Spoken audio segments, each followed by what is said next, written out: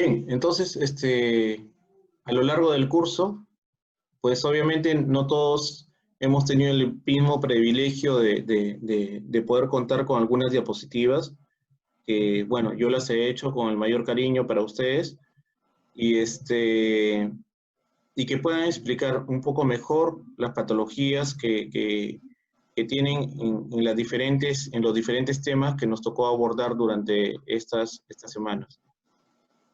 Esta es la patología que corresponde a orofaringe, y entonces vamos a ver que la orofaringe se inicia más o menos a nivel de base de cráneo y termina aproximadamente a nivel de la sexta vértebra cervical. Tiene una longitud aproximada de 13 a 16 centímetros y tiene un diámetro transverso de 4 centímetros con un diámetro anteroposterior casi de 2. Tiene diferentes funciones, de las cuales son la respiratoria, deglutoria, fonatoria y una función inmunológica, el cual fue el tema de la primera parte, constituida por el anillo linfático de Waldeyer. El anillo linfático de Waldeyer está constituido por las amígdalas palatinas, las amígdalas faríngeas, las amígdalas tubáricas y las amígdalas linguales. Específicamente, se dio un poco más de énfasis al hablar sobre las amígdalas faríngeas y las amígdalas palatinas. Entonces, es así como en la patología de boca habíamos tratado de buscar aquella patología que tenía un origen inflamatorio y una patología de origen infeccioso, dividiendo la parte infecciosa en la parte bacteriana, en la parte micótica y en la parte viral. Epidemiológicamente vamos a hablar de la estomatitis aftosa, que es lo más frecuente. Yo creo que cada uno de nosotros en alguna oportunidad ha tenido estas lesiones de tipo ulcerativo que les causaba mucho ardor y dolor, sobre todo cuando ingerían cosas calientes o cosas que son muy condimentadas. Entonces, la estomatitis aftosa es la patología más frecuente en las lesiones de la boca y afecta alrededor del 20% de la población.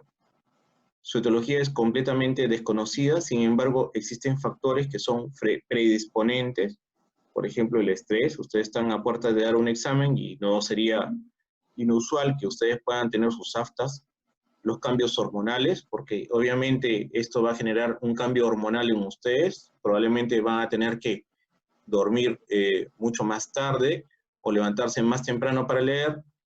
Va a haber deficiencias dietéticas, los cambios de clima, la ingesta de, por ejemplo, de queso o el vino también produce estomatitis aftosa. Son lesiones de tipo ulcerativo de la mucosa oral en donde se presenta un centro rojo o un halo blanco. Perdón, acá es al revés, esto está mal escrito. Es un centro blanco con un halo rojo y ustedes pueden verlo en la foto.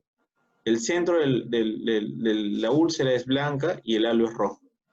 Hay dos tipos de aftas, las aftas que son mayores de 1 centímetro, y las aftas menores, que son obviamente menores de 1 centímetro.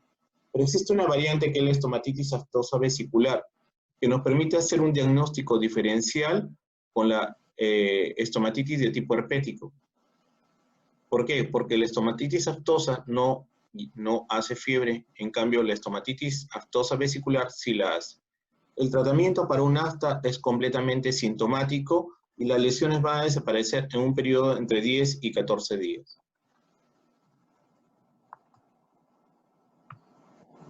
Otra lesión de tipo inflamatorio es el mucocelio. Y el mucocelio es una tumefacción del tejido conectivo con una colección de mucina. Ustedes pueden ver, es una masa completamente redondeada que ocurre por una obstrucción de una glándula salival menor, y es más frecuente su presentación en la cara interna del labio inferior. Puede presentarse como una lesión bastante superficial, con un aspecto azulado, porque obviamente está lleno de saliva.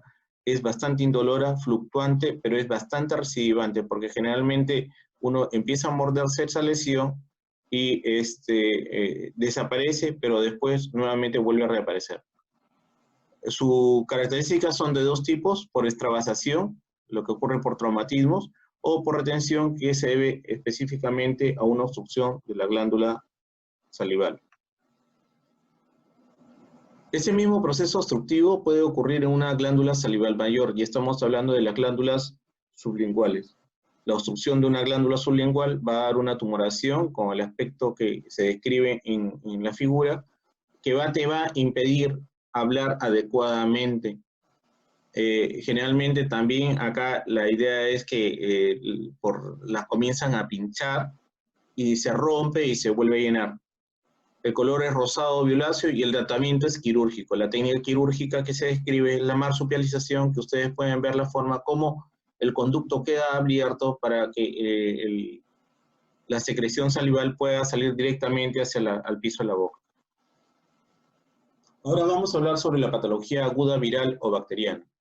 Entonces, acá vamos a hablar de diferentes temas. Podemos hablar de la mononucleosis infecciosa, la enfermedad por virus Coxsackie, la faringitis eritematosa, la herpangina, la faringitis asociada a gripe, la estomatitis aftosa, los papilomas, la estomatitis herpética, el herpes zóster, el sarampión, la rubiola, y todo esto con una caracterización a nivel de faringe posterior.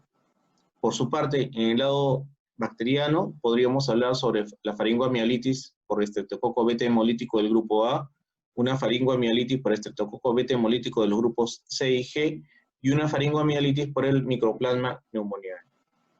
Entonces, vamos a iniciar con la mononucleosis infecciosa. Su etiología está dada por el virus del Epstein-Barr, también en un menor porcentaje por el citomegalovirus, y por un mucho menor porcentaje por el Toxoplasma gondii. Esa es la transmisión del beso. La transmisión es por compartir, por ejemplo, los vasos o los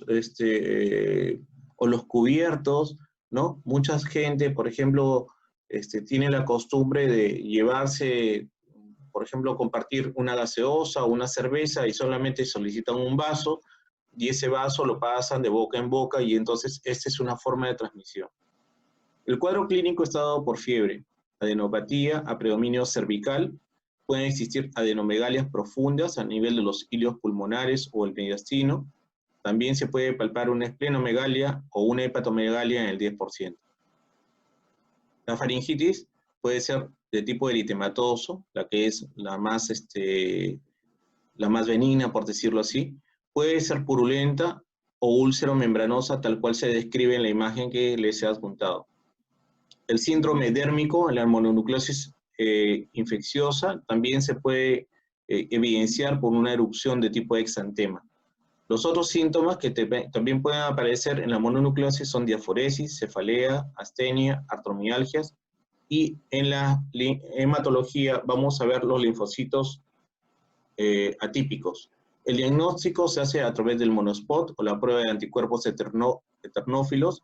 La prueba es más fiable a partir de los 5 años de edad, y el tratamiento, como todo cuadro viral, es simplemente sintomático y reposo. Otra de las patologías que debemos mencionar es la enfermedad de manos, pie y boca, que es producida por el virus Coxsackie 16. Epidemiológicamente ocurre en niños que son menores de 10 años de edad, pero que ocasionalmente también pueden ocurrir en pacientes adultos. La transmisión es a través de las secreciones de nariz y boca, y puede también transmitirse a través de las heces de personas que están infectadas. La clínica es fiebre, inapetencia, rinorrea, dolor de garganta entre 3 a 5 días después de la exposición. Luego aparece la erupción con ampollas en manos, pies y boca, 1 o 2 días después de los síntomas iniciales. El diagnóstico clínico, y como les vuelvo a repetir, toda enfermedad viral se trata de manera sintomática. La faringitis eritematosa, llamada angina roja. Su etiología es el rinovirus. Epidemiológicamente se produce entre otoño e invierno, y el periodo de incubación oscila entre 1 a 3 días. Los síntomas son cuadro febril, escalofríos, odinofagia, astenia, ardor. Puede visualizarse una congestión de la pared posterior de la faringe, úvula y pilares, pudiendo también afectar las amígdalas palatinas. Evolucionan por lo general sin ningún tipo de complicación. La herpangina. La herpangina es producida por el virus Coxsackie grupos A y B tipo 1 y 5, y por el virus ECO. Epidemiológicamente ocurre entre los niños entre los 3 y 10 años de edad, pero también puede presentarse a cualquier edad. La clínica es fiebre alta, dolor de garganta, malestar general, náuseas, vómitos y diarrea. El paladar blando, amígdalas y pilares están eritematosos. Luego de 24 horas de evolución se observan microvesículas rodeadas con un halo congestivo en los pilares y paladar, respetando las amígdalas y las encías, que se rompen después de 4 días. Entonces, ustedes pueden ver acá las lesiones de tipo ulcerativo que ya han sido, se han roto y dejan las lesiones de tipo ulcerativo, como les vuelvo a repetir. El tratamiento es completamente sintomático, hay que evitar bebidas calientes y cítricos, y la enfermedad desaparece generalmente en una semana. La faringitis asociada a gripe. Es un cuadro agudo con gran repercusión del estado general. Hay astenia, adinamia, mialgias, artralgias, cefalea y síndrome febril hasta 40 grados. Su etiología es el virus de la influenza, tiende a resolver hacia los 5 días, pero también se puede producir complicaciones y están asociados con otros gérmenes como tipo neumococo, estafilococo, estreptococo, y puede provocar una patología bronquial o una patología de tipo neumológico. La complicación otológica de este virus es la meningitis bulosa. Ustedes van a ver acá, miren ustedes cómo está esa membrana timpánica, como si fuera una ampolla que se quiere romper, y a esto se llama meningitis bulosa. La inmunización es la principal medida de prevención. Actualmente hay una campaña de prevención para el virus de la influenza. El papiloma virus. Los tipos 6, 14 y 22 pueden infectar la mucosa respiratoria y el tracto respiratorio superior y causan la mayor morbilidad en la laringe. El paladar escamoso también puede presentarse en el paladar blando, la úvula y en los pilares anteriores y posteriores amigdalianos. Y el tratamiento es completamente quirúrgico. Hay que hacer la excisión con la extirpación completa del papiloma. La estomatitis herpética. Yo no sé si ustedes en alguna oportunidad han visto de este tema también. La etiología está dada por el virus herpes tipo 1, el contagio directo de las secreciones infectadas, y es frecuente en niños de 2 a 5 años. Clínicamente, las ampollas y úlceras con un halo rojo elevado y un centro blanco grisáceo o amarillento, por lo general en la lengua, en las mejillas, el paladar, las encías, o un borde entre los labios y la piel normal al lado. Ustedes pueden ver que acá está la lesión y la piel que está al costado está completamente indemne. Esto va a generar una disminución de la ingesta de alimento, incluso si el paciente está hambriento, por la dificultad que tiene para deglutir y por el dolor que siente. Hay bastante babeo, irritabilidad y fiebre, que puede presentarse 1 o 2 días antes de la aparición de las ampollas y la úlcera. El dolor en la boca y las encías inflamadas. El tratamiento dura entre 7 y 10 días y hay que darle aciclovir, que combate el virus que causa la infección. Una dieta principalmente líquida de bebidas no ácidas, frescas y frías, y se puede utilizar anestésicos tópicos para calmar el dolor temporalmente. El herpes zóster. Se presentan vesículas en la piel o las mucosas a lo largo de la distribución del nervio trigémino y puede involucrar los labios y la mucosa oral. El virus va a permanecer en forma inactiva, latente en el ganglio y se activa en situaciones de estrés o de inmunodeficiencia.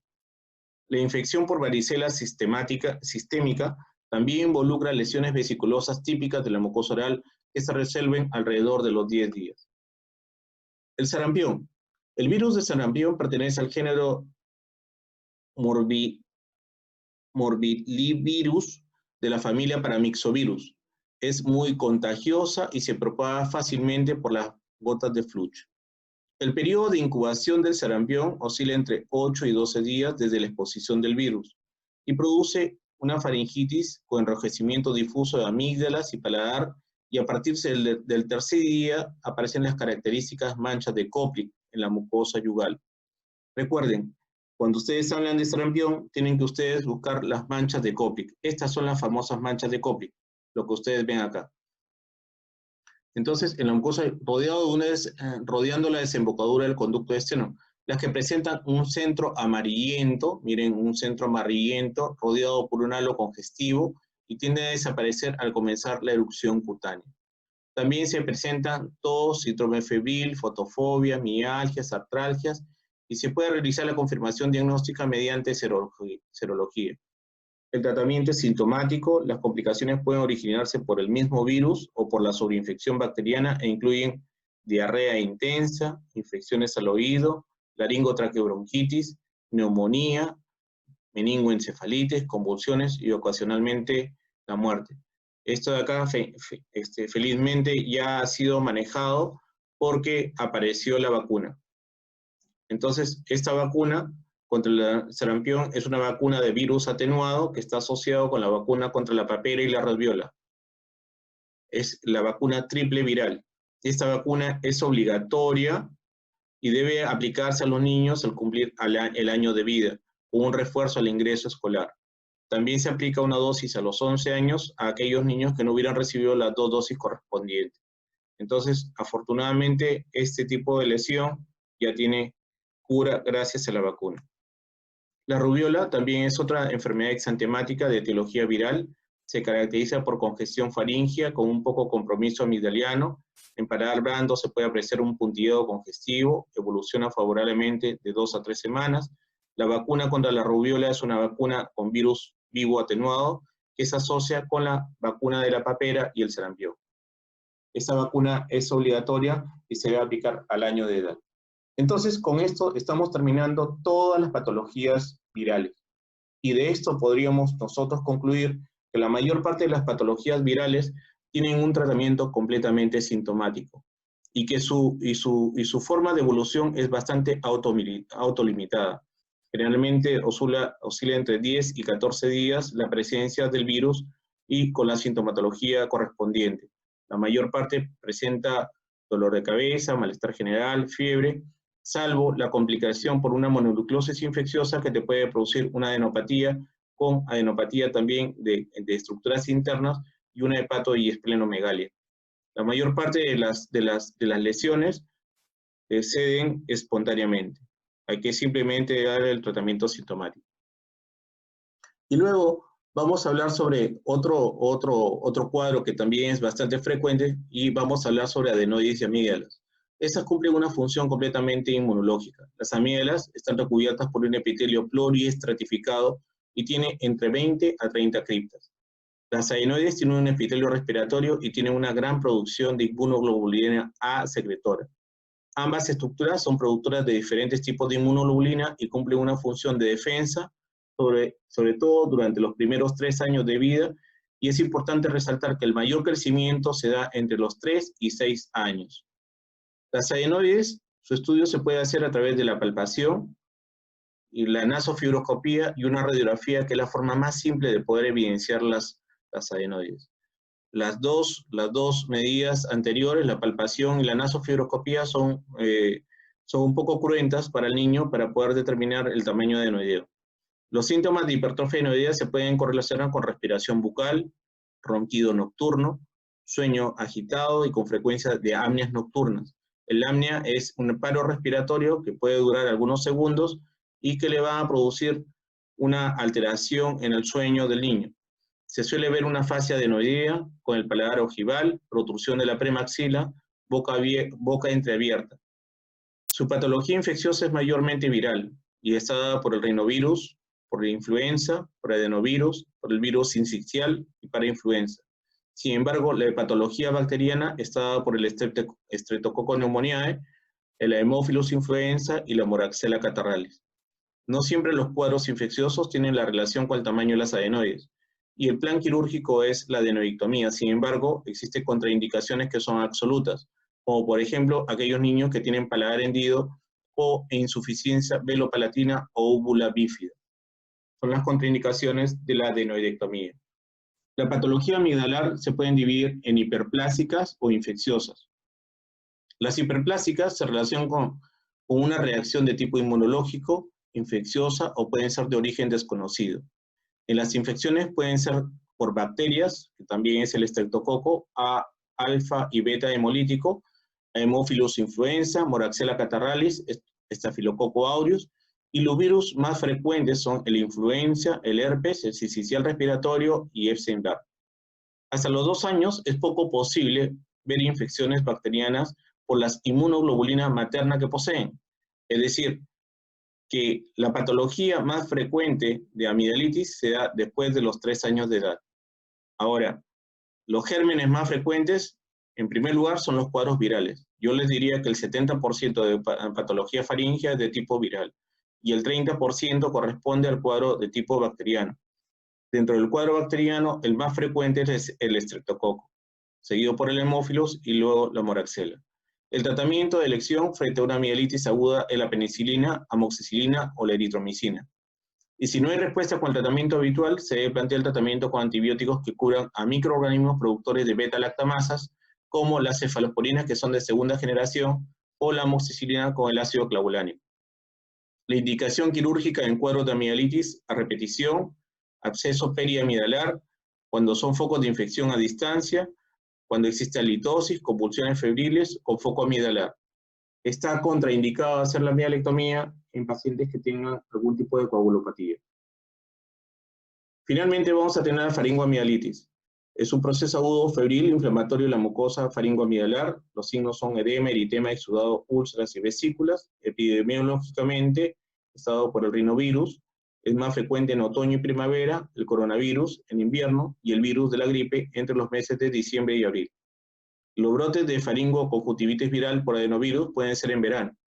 La etiología: los virus son los responsables en mayor parte en los niños que son menores de 3 años.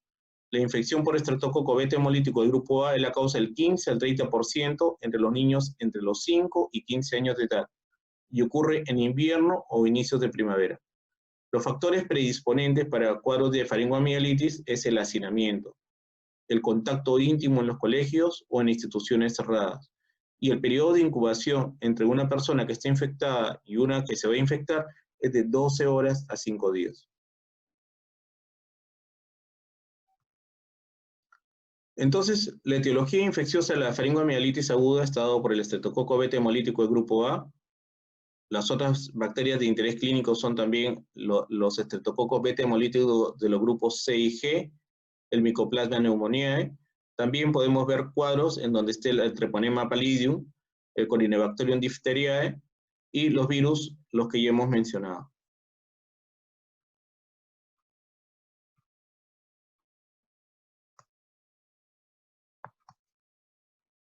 Entonces, los síntomas son el comienzo brusco y fiebre de cualquier grado, el dolor de garganta de intensidad variable asociado o no a dificultad para tragar, y los síntomas que son generales, como son el dolor de cabeza, las mialgias, las náuseas, vómitos y dolor abdominal.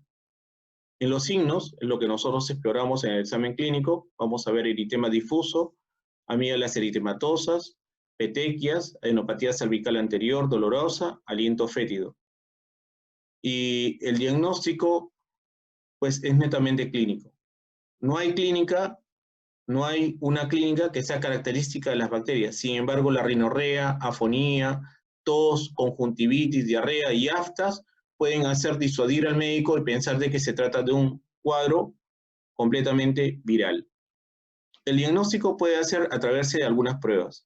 La prueba de detección antigénica rápida permite la extracción e identificación del carbohidrato de la pared celular del estreptococo beta hemolítico de grupo A tras ser escobillado de las amígdalas y la pared posterior. También se puede hacer un cultivo de garganta que tiene una sensibilidad de 90 a 95% y una especificidad de 99%. Es importante que se indique en el laboratorio la bacteria que se pretende aislar. Y el valor de identificación de anticuerpos en la faringoamigdalitis no es una prueba de confirmación inmediata. Es más específico cuando se solicitan anticuerpos anti-DNase B. Es imposible para determinar si el paciente ha pasado por una infección aguda o son portadores crónicos para el mismo microorganismo. Me parece que vino una pregunta sobre ese tema. Entonces, es importante que ustedes lleguen a determinar que el ASLO, o sea, no determina la infección aguda, sino un proceso que está casi en remisión o que ya es un paciente crónico. El tratamiento es antibiótico. Obviamente que los antibióticos de primera elección son las penicilinas. Si es que el niño es resistente o es alérgico a las penicilinas, se debe utilizar los macrólidos. Y entonces es así como se da inicio al tema de la creación de las penicilinas, con uno de los grupos estuve hablando de que antes de la Segunda Guerra Mundial, veían que los soldados a quienes tenían que sacarle las balas o se complicaban, o sea, se morían muy rápido. Entonces fue ahí Alexander Fleming quien descubrió la penicilina. La penicilina son unos antibióticos que actúan directamente sobre la pared celular o el anillo beta-lactámico. Inicialmente, la primera penicilina que se creó fue la penicilina G-sódica.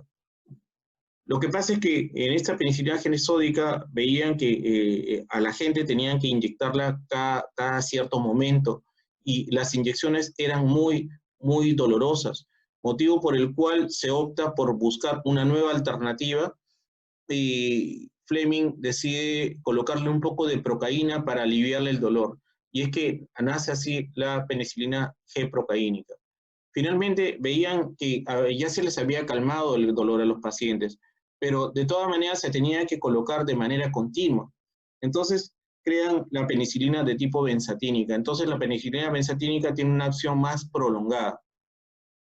Pero como el hombre siempre desea seguir investigando y crear nuevas cosas, veían de que a pesar de que se les da penicilina a la gente, se seguía muriendo, y entonces utilizan algo que sea más fuerte, y crearon la penicilina que tenía beta-lactamasas.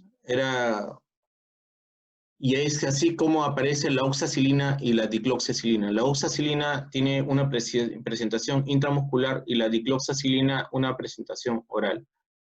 Sin embargo, buscaron algo más apropiado, más fuerte, y es así como se crean las aminopenicilinas, que son la amoxicilina y la ampicilina. Son las penicilinas sintéticas. Y luego crean una penicilina para las pseudomonas, y ahí tenemos a las ureidopenicilinas y a las carboxipenicilinas, cuyos representantes son las piperacilinas y la carbenicilina. Y luego agregan algo más para, para poder mejorar la cobertura antibiótica de la penicilina, y crean las penicilinas anti-beta-lactamasas. Y entonces a la ampicilina le agregan el sulbactam y a la amoxicilina le agregan el ácido clavulánico. Entonces el cuadro que se muestra abajo simplemente es para poder identificar en dónde es que actúan cada uno de los antibióticos a nivel celular. Tenemos también otros tipos de faringoamielitis, que son las dadas por el estreptococo del grupo C y G, y tienen mayor repercusión clínica en adolescentes y adultos y causan síntomas atenuados en relación al grupo A. Es decir, que si tú tienes una faringoamielitis que no es tan agresiva, podríamos pensarte que es una faringoamielitis producida por el grupo C y G. Y tenemos también la faringoamielitis por Mycoplasma pneumoniae. La clínica es el eritema e inflamación amidalar, y con menos frecuencia exudado y adenopatía cervical, y tiene tendencia a causar faringoamielitis recurrentes, por lo que estos, si no hay síntomas de infección viral ni son de origen estreptocócico, deben considerarse microorganismos en el diagnóstico y en el tratamiento. Y también tenemos a la parotiditis viral. La infección de las glándulas salivales mayores, en este caso la parótida, va a ser producida en su mayor parte por los cuadros virales. Y el que más produce parotiditis o paperas es el paramyxovirus. La transmisión es a través de las gotitas de flush. Epidemiológicamente debe afectar a niños que están entre los 2 y 15 años de edad. Se produce mayormente en el invierno y en primavera, y tiene un periodo de incubación que dura entre 14 y 21 días. El virus se multiplica en las vías respiratorias y en los ganglios linfáticos. Hay una frase prodromos: el dolor cerca del lóbulo de la oreja aparece 24 horas después de un cuadro de molestias inespecíficas, que son fiebre, dolor de cabeza, malestar general. El dolor se incrementa cada vez que uno mastica. Hay inflamación de la glándula que puede durar entre 1 y 3 días, y la reducción se da entre los 3 y 7 días. Hay que tener en cuenta acá las complicaciones, porque una de las complicaciones pueden ser la orquiditis o la euforitis, que pueden producir esterilidad en la persona. Y entonces, eso es lo que a grandes rasgos he querido transmitirles en relación a lo que es patología faríngea, que corresponde a las 3 primeras semanas que ustedes han trabajado. ¿Hay alguna pregunta? Hemos hecho un resumen casi completo de todas las patologías de lo que son faringe. Lucía, ¿alguna pregunta? No, doctor. Brenda. No, doctor, todo claro. Bien, entonces vamos a avanzar. Hemos tomado más o menos 30 minutos en hablar sobre patología oral, y ahora vamos a hablar sobre lo que es el oído externo. Vamos a ser muy rápidos en este tema.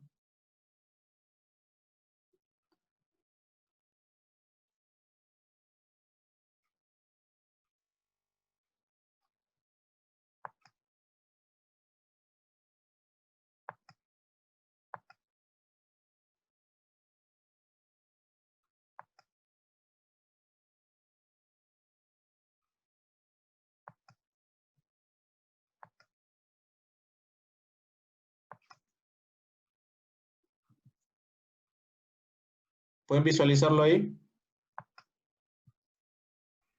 Sí, doctor. Bien, perfecto. Entonces vamos avanzando. Inicialmente, la embriogénesis del oído externo corresponde a dos estructuras.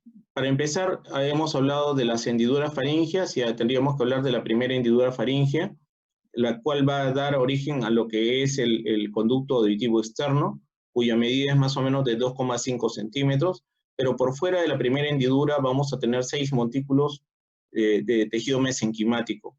Esos montículos van a dar origen a lo que es el pabellón auricular.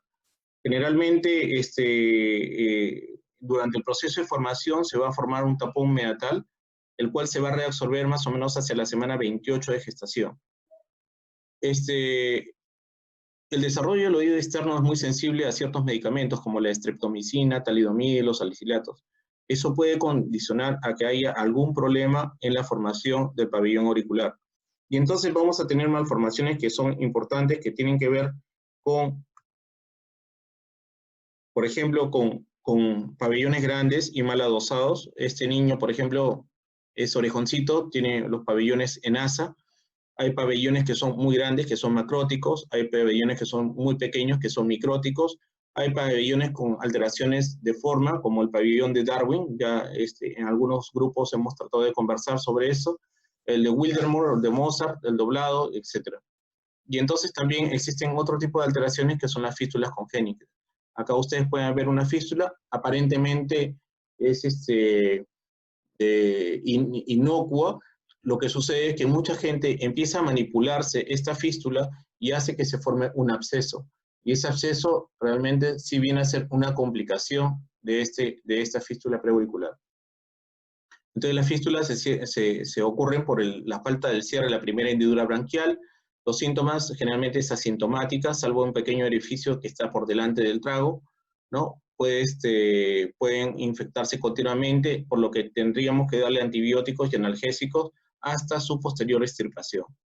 Otro tipo de malformación es la notia, por ejemplo, o la microtia, ¿no? Son alteraciones que son estrictamente estéticas, pero que también pueden producir de que haya una obstrucción del conducto auditivo. El tratamiento, si la lesión es unilateral, yo le diría que la conducta debe ser expectante.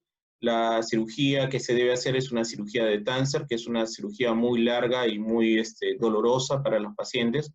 Tienen que colocarle expansores debajo de la piel para poder ganar piel. Se tiene que tallar un cartílago para poder darle la forma del pabellón auricular. Entonces, todo un drama que genera tanto a los papás como para el niño.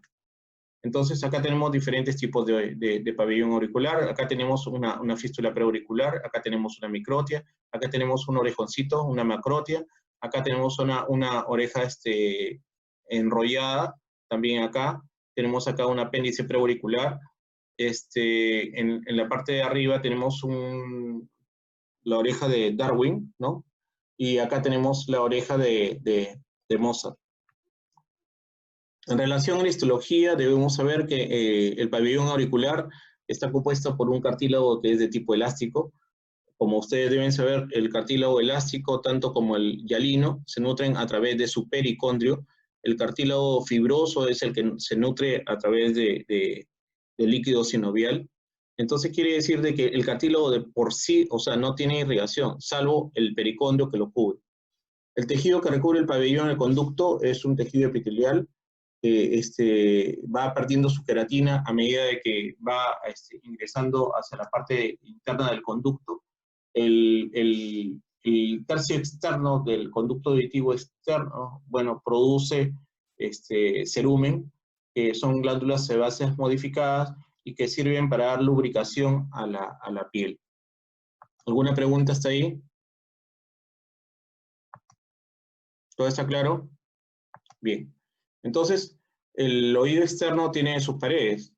Tiene una pared anterior, tiene una pared posterior que está en relación a las mastoides, tiene una pared superior que está relacionada con la fosa craneal media y tiene una región parótida que es inferior. Acá es simplemente una muestra para que ustedes vean que la irrigación viene de la carótida externa, ¿no? Acá tenemos la arteria temporal superficial y acá tenemos una arteria auricular posterior, la que se encarga de dar la inervación. Acá tenemos el hélix, tenemos el antihélix, tenemos el trago, tenemos el antitrago, tenemos la fosita navicular, y el tamaño más o menos de este pabellón debe oscilar más o menos de unos 50 a 55 centímetros. Y debe implantarse a ambos lados de la cabeza en un ángulo normal de 30 grados. La inervación del oído está dado por el trigémino, el 5, el 7, el 9 y el 10. El 10 en la parte de adentro. Entonces, hay que tener la inervación también bastante a flor de piel, y el conducto auditivo externo, el pabellón auricular, te sirve como una antena de captación del sonido que se transmite y golpea las paredes del conducto para poder finalmente golpear la membrana timpánica y activar la cadena de huesecidos. Dentro de la patología inflamatoria del oído externo tienen ustedes a la dermatitis del conducto, ¿no? Suelen observarse como cuadros agudos con prurito o torrea. A la otoscopía van a mostrar costras amarillentas sobre una piel enrojecida. Cuando el eczema es crónico, pueden alternar entre las épocas de prurito y épocas en donde no hay ningún sintomatología. La limpieza de toda secreción, mancha, con mucha prudencia, e indicar medicaciones que puedan aumentar las molestias. Muchas veces los pacientes que tienen este tipo de patología, que es la dermatitis del conducto, acuden al colega y el colega, lejos de darle algo que pueda servir para lubricar las paredes del conducto, le coloca, por ejemplo, mertiolate incoloro. Y el mertiolate incoloro lo que único que va a hacer es más resecar esa pared y generar mucho más escozor, con más compromiso de las paredes del conducto. Otra patología también del oído externo es la otitis externa localizada. Constituye el 90% de las patologías del oído externo. Los predisponentes son la limpieza inadecuada, el ingreso a las piscinas o al mar, las soluciones jabonosas, los pacientes que son diabéticos, que son anémicos o que están con alguna inmunosupresión. La otitis externa localizada corresponde a la inflamación del tercio externo del conducto, posiblemente por un forúnculo. Su etiología más frecuente es el estafilococo aureus, y la clínica pues es la otalgia y la hipoacusia. El paciente tiene mucho dolor, llega a la consulta con mucho dolor y obviamente si está ocupado el oído, tiene hipoacusia. Hay enrejecimiento, inflamación, circunscritos en la pared del conducto, es bastante doloroso al tacto, tiene un trago positivo, y a la tracción del pabellón.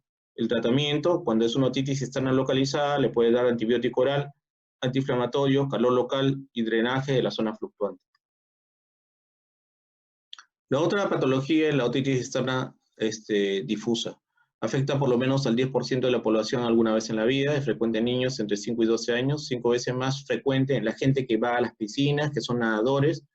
La mayor parte de los casos ocurre en climas con alta humedad y bastante calor. Aquellas personas que tienen bastante calor y tienen que meterse a cada rato a la piscina o estar bañándose. El diagnóstico es un inicio bastante rápido con una otalgia bastante severa. Hay una hipoacusia, una sensación de oído tapado.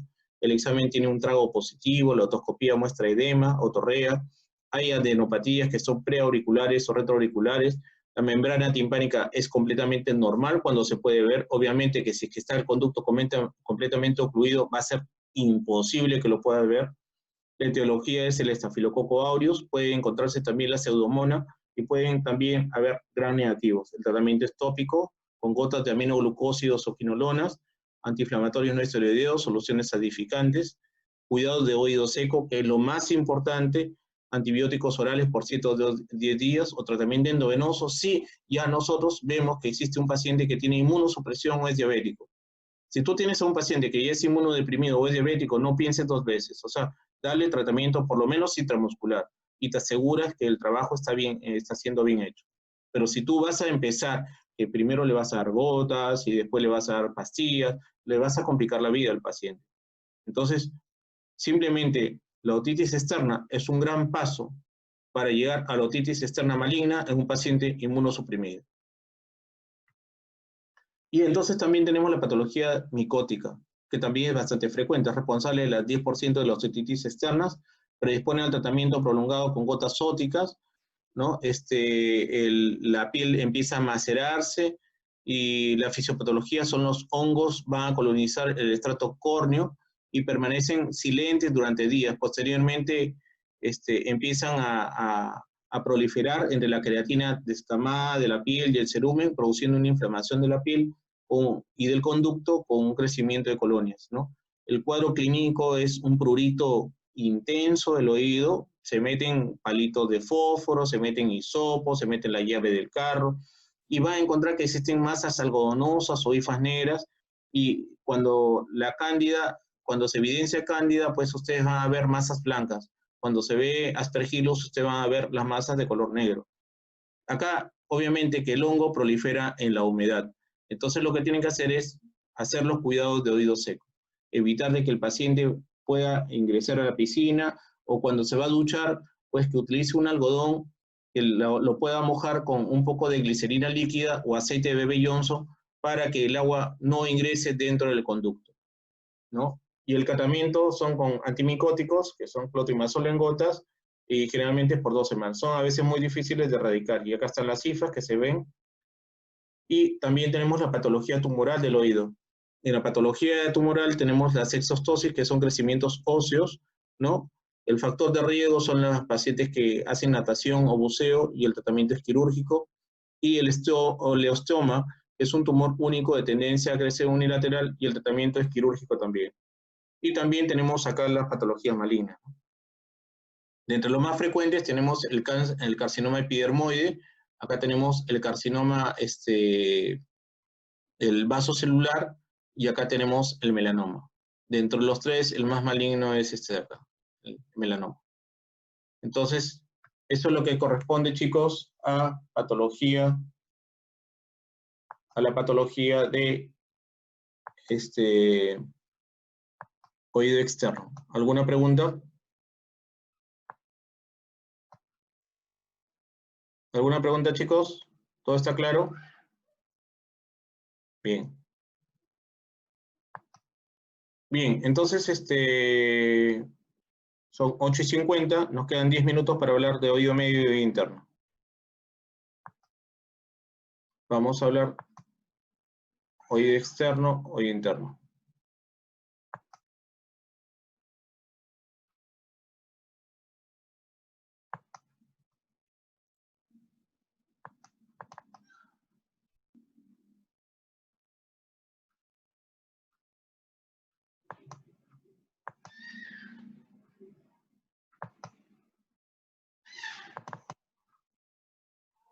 Bien. ¿Logra ver la diapositiva?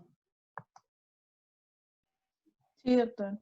Perfecto. Bien. Entonces, en el oído medio, vamos a hablar de la embriogénesis del oído medio, que está formado a través de la primera bolsa faríngea. Vemos acá, esa es la primera hendidura. Acá tenemos la primera bolsa. Los dos contactan, los dos llegan a contactar. Este es tejido ectodérmico, este es tejido endodérmico, y lo que está acá es mesodermo. Es decir, la membrana timpánica, que está acá al centro, va a tener 3 orígenes germinativos: el ectodermo, el mesodermo y el endodermo. Va a haber solamente una parte de la membrana timpánica, que es la pars flácida, que está en la parte superior, que solamente va a tener ectodermo y endodermo. El resto de la estructura, que es la pars tensa, va a tener ectodermo, mesodermo y endodermo. Pero a través de esta primera bolsa nosotros vamos a tener la formación de la caja timpánica, y por el resto va a ser la trompa de Eustaquio. En la caja timpánica vamos a tener la presencia de los huesecillos, tanto el martillo, el yunque y la platina del estribo. Antiguamente se hablaba de que ese hueso, que es el martillo, venía del cartílago de Meckel, y que este hueso que está acá, el yunque y el estribo, venían del cartílago, del segundo cartílago, de Reichert. Ahora se habla de que estos dos cartílagos, en sus primeras partes, tienen origen del Meckel, y las segundas partes del cartílago de Reichert, salvo la platina del estribo, que proviene del otocisto. Y todo lo que he hablado se resume en las diapositivas que tenemos a continuación. Entonces, el libre movimiento de los huesecillos se da a partir de los 2 meses después del parto. Es decir, que no consideren ustedes de que el niño al nacer va a escuchar completamente. Sí, escucha, pero no completamente bien, porque a los 2 meses es que se da el libre movimiento de todos los huesecillos. Son los primeros huesos que se osifican y que llegan a tener la talla adulta en el feto. El tipo de osificación es endocondral, a excepción de la apófisis anterior del martillo, que tiene una osificación de tipo membranoso. Y todos ellos conservan su cartílago con superficies articulares. Son articulaciones de tipo sinovial. Ustedes miren la generosidad que tienen estos huesecillos, que son los primeros que llegan a tener la talla adulta, a pesar de que somos muy pequeñitos, que todos tienen su cartílago sinovial, es decir, que funcionan como una articulación perfecta, y que la mayor parte tienen un formato de crecimiento como una osificación de tipo endocondral, es decir, a partir de un cartílago. Existen músculos también dentro de la caja timpánica, y que es así que existe este músculo acá, que es el músculo del martillo, y acá tenemos el músculo estribo. El músculo del martillo, que es este de acá, está inervado por el quinto par craneal, y el músculo que está acá está inervado por el séptimo par craneal. Justamente conversaba con los chicos para decirles de que estos músculos cumplían una función importante en la protección de los ruidos, que si voluntariamente tú estás transcurriendo por la calle y de pronto escuchas un silbato muy fuerte de un policía, lo que hace es que la platina del estribo se retira, y entonces evita de que se pueda perjudicar tu oído, generando un trauma acústico. Pero ¿qué sucede cuando existe, por ejemplo, las parálisis periféricas, las parálisis de Bell? Entonces también puede haber una parálisis de este músculo de acá, que puede ocasionar que en algunos pacientes tenga una disminución auditiva, o en algunos casos puedan percibir una hiperacusia.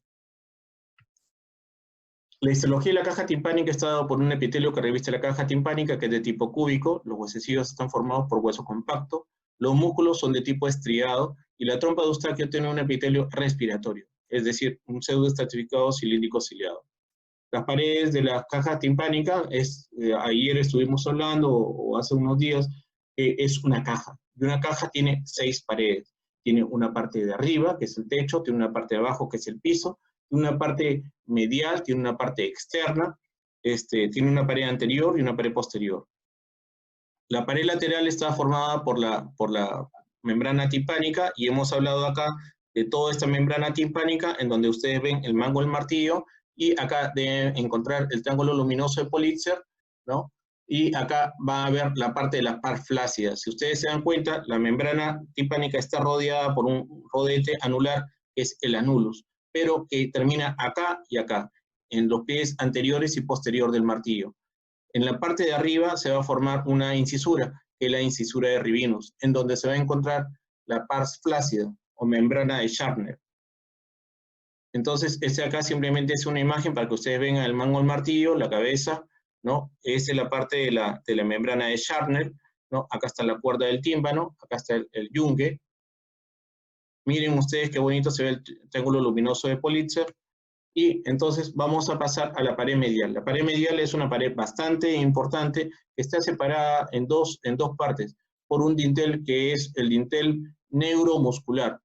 Neuromuscular, ¿por qué? Porque si ustedes ven por una videootoscopía, por ejemplo, la caja timpánica en su parte medial, ustedes van a ver esta estructura que hay acá, que se llama el acueducto de Falopio. El acueducto de Falopio es una pared ósea que tiene más o menos la consistencia de una cáscara de huevo y por dentro va a pasar el nervio facial. Y acá en la parte de arriba van a tener ustedes el pico de cuchara que va a alojar al tendón del tensor del tímpano. Acá ven ustedes la parte anterior, o sea, acá es un pabellón auricular izquierdo. Entonces, este dintel que lo ven acá va a separar en dos mitades a lo que es el promontorio. La mitad superior, que va a tener al conducto semicircular lateral o horizontal, y la parte inferior, que va a tener al promontorio. Acá está el nervio de Causon encima del promontorio. Tienen ustedes la ventana oval, en donde va a ingresar la platina del estribo, y hacia abajo está la ventana redonda, en donde va a ser la segunda ventana. Tienes también una pared superior que está en relación con lo que es la fosa craneal media, la pared inferior que está en relación con la yugular. Más o menos ustedes se dan cuenta de que acá está la membrana timpánica y tiene una caída más o menos de 1,5 milímetros, ¿no? Depende más o menos del golfo de la yugular, más o menos cuánto va a ser el espacio que va a generar acá, ¿no? Tienes una pared anterior que va a ser carotidia y que también va a estar en relación con la trompa de Eustaquio, y una pared posterior que va a ser la pared mastoidea. Entonces, ¿qué es lo más frecuente? Lo más frecuente de las infecciones del oído medio son las otitis medias. Entonces, acá es una entidad donde existe fluido en el oído medio acompañado de signos y síntomas solamente inflamatorios agudos en dicha estructura. Es decir, aquella enfermedad en donde existe infección con secreción y la membrana timpánica roja y el paciente tiene síntomas y signos de tipo inflamatorio, eso va a ser otitis media aguda. Cuando existe un proceso inflamatorio en donde existe líquido dentro de la caja timpánica, pero el paciente no siente sintomatología, es una otitis media serosa. La diferencia está en la clínica. Epidemiológicamente, la incidencia pico oscila entre los 6 y 24 meses de edad, y luego un pequeño pico entre los 5 y 6 años de edad. Es discretamente más prevalente en varones que en mujeres y se da mayormente en los meses fríos. Existe evidencia de asociación genética, hay una clara asociación con niveles de pobreza y desnutrición. Múltiples estudios observacionales han relacionado con la escolarización precoz y a la exposición al humo del tabaco. La ausencia de lactancia materna es un fuerte predisponente, así como el uso del chupón. Preguntas de examen, ¿sí? ¿La lactancia materna influye o no influye en la otitis media aguda? La respuesta es sí. Tienes que darle leche materna para que no hagas cuadro de otitis media aguda. Obviamente no es al 100% seguro, pero obviamente sí te protege. La etiología mayormente es viral, 70%, pero también existe una etiología que es de tipo bacteriana, que es la más agresiva, y está dado por el Streptococcus pneumoniae, el Haemophilus influenza y la Moraxella catarrhalis. Ahora, ¿cuáles son los principales criterios diagnósticos para el clínico? Los criterios que definen la otitis media aguda por la Academia Americana de Pediatría dice el comienzo agudo con signos y síntomas.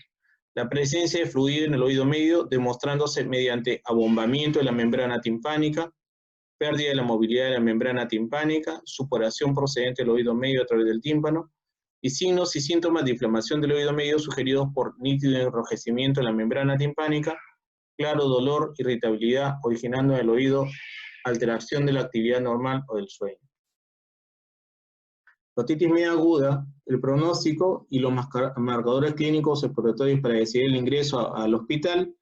Dice, en un principio es necesario el ingreso para tratamiento médico y quirúrgico en la otitis media aguda en neonatos. Ojo, en todo recién nacido que tenga otitis media aguda, debes hospitalizarlo, ¿ya?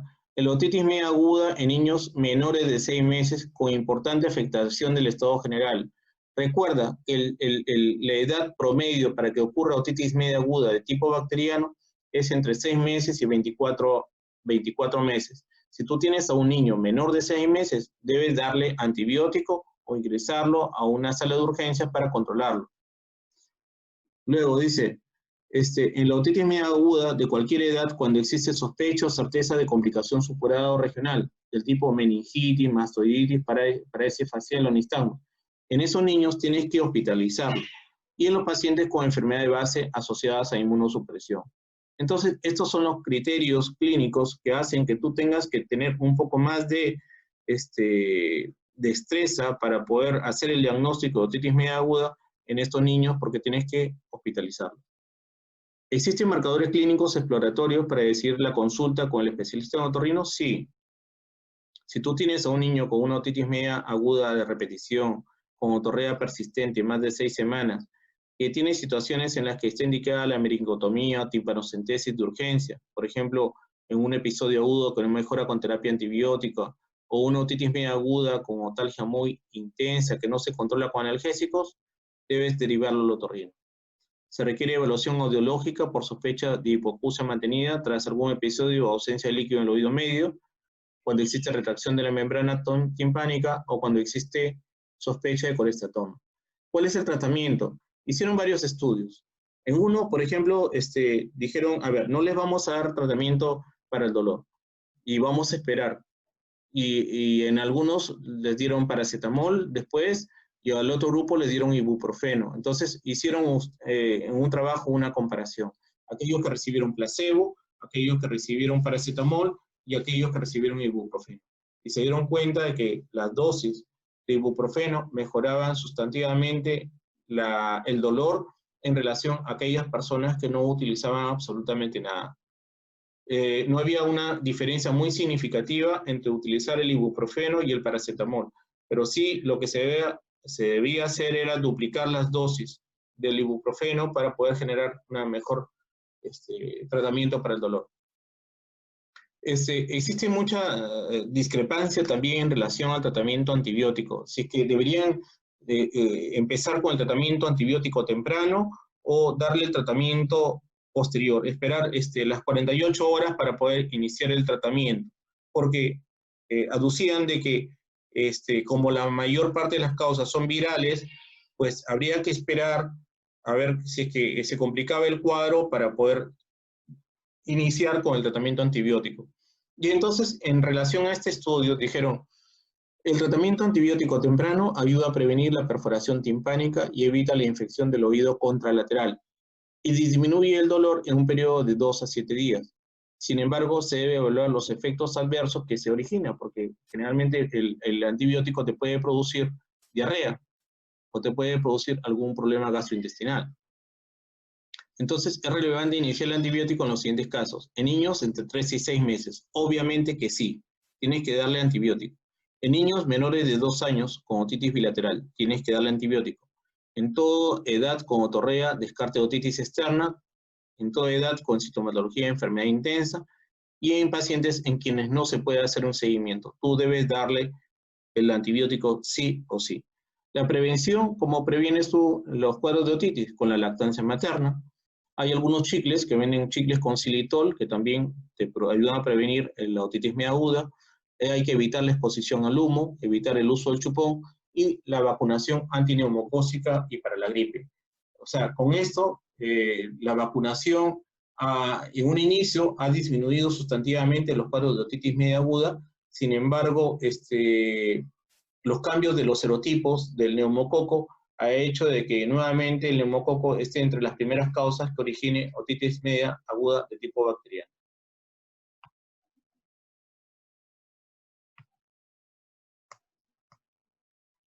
Bien, chicos, este es en relación a lo que es otitis media aguda y nos faltaría un tema que es la otitis media serosa, que la tengo por acá también.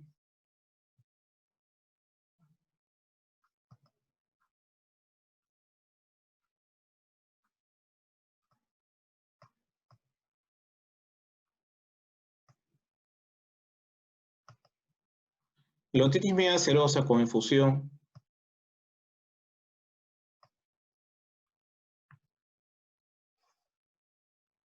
Tenemos ya la caja timpánica, que ya ustedes la conocen, ¿no? En el primer año de vida, por lo menos el 50% de los niños han tenido un cuadro de otitis media con efusión, a los 2 años el 60%, y los niños que están al borde del ingreso al escolar, 1 de cada 8 niños ya ha hecho un cuadro de otitis media por efusión.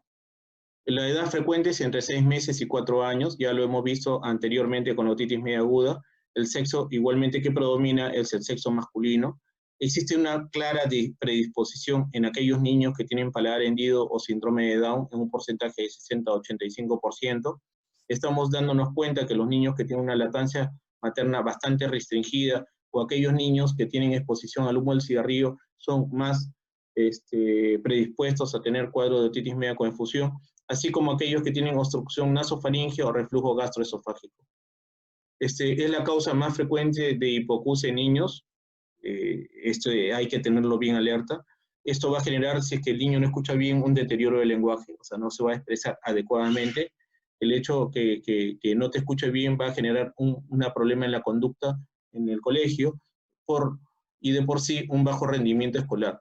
Pero afortunadamente el 75% de los casos tienen una resolución bastante espontánea y el 25% de los otitis media con efusión persisten por más de 3 meses.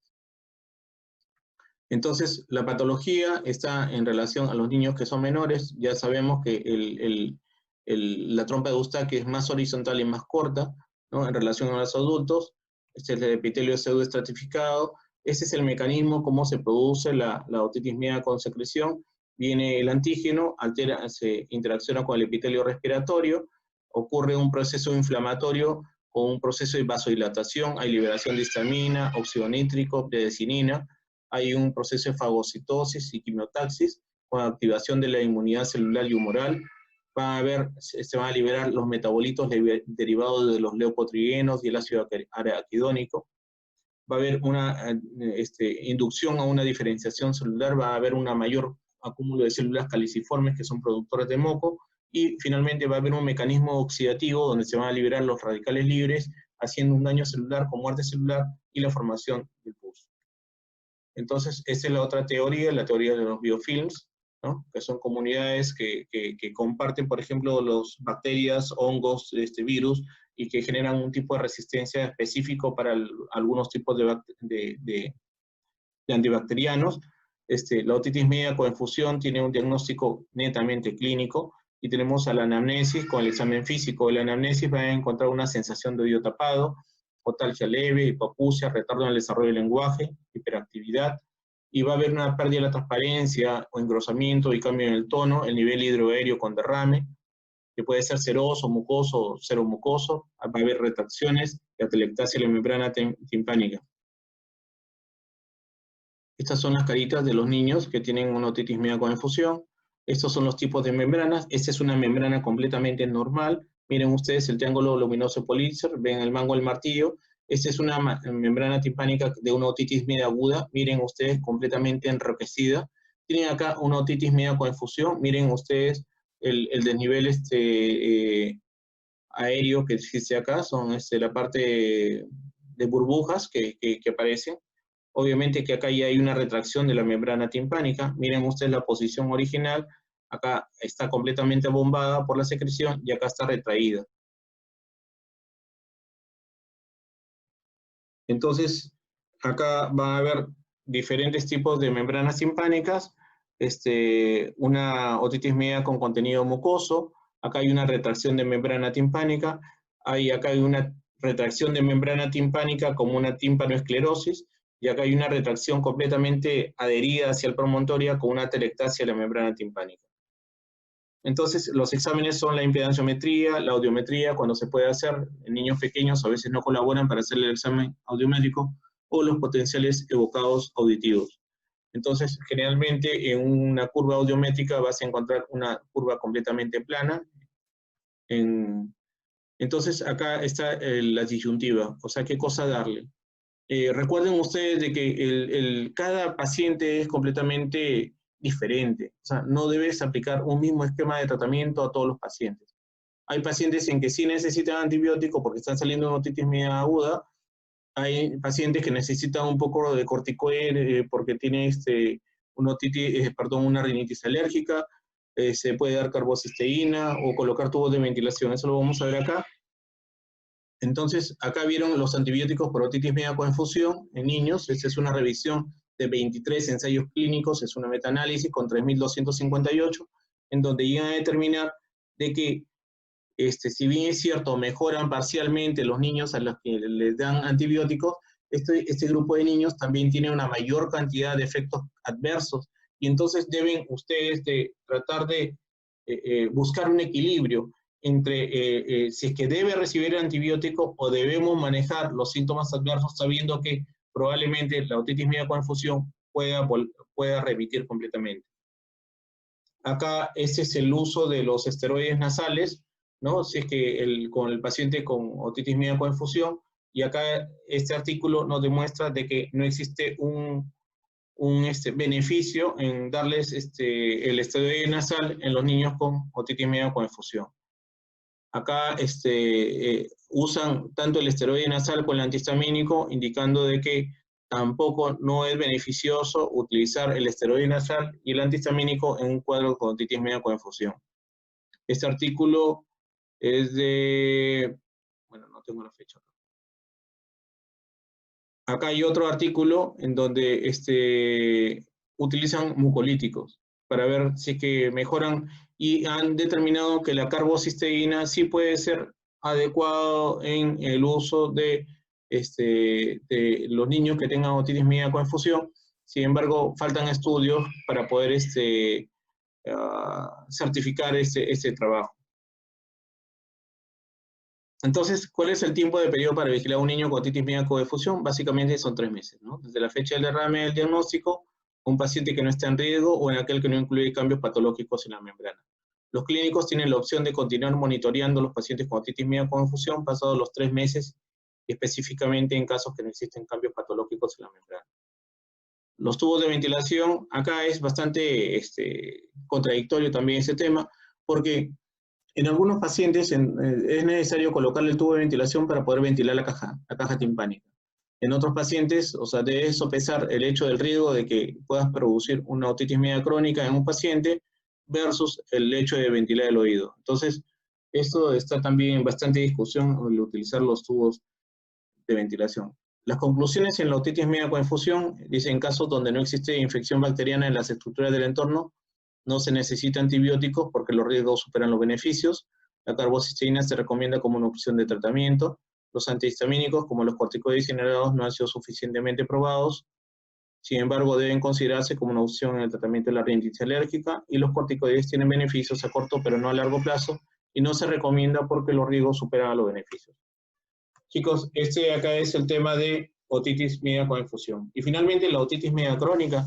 La otitis media crónica, puede ser de dos tipos, ¿no?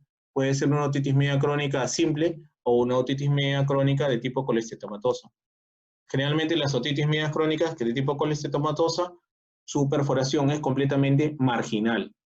Entonces, cuando ustedes tengan un caso donde exista una perforación de tipo marginal, ustedes deben decir, oh, acá es un colestetoma. Si ustedes tienen una otitis media crónica cuya perforación es central, deben decir, acá es una otitis media crónica simple.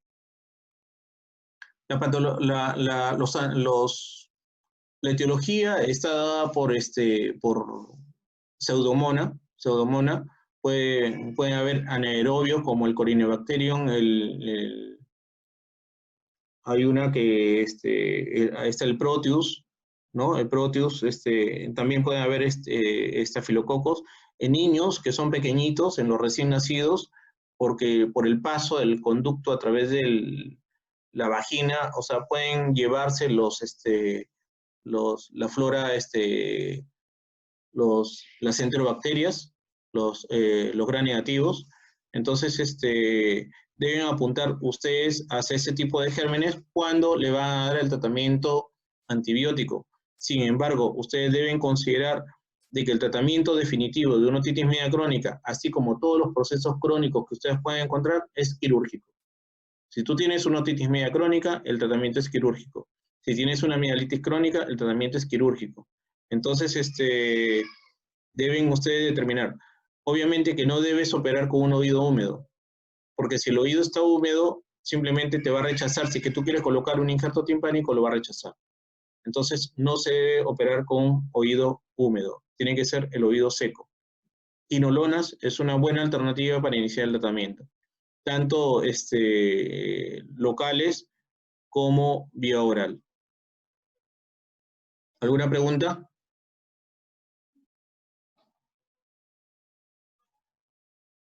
¿Alguna pregunta, chicos? ¿Todo está claro?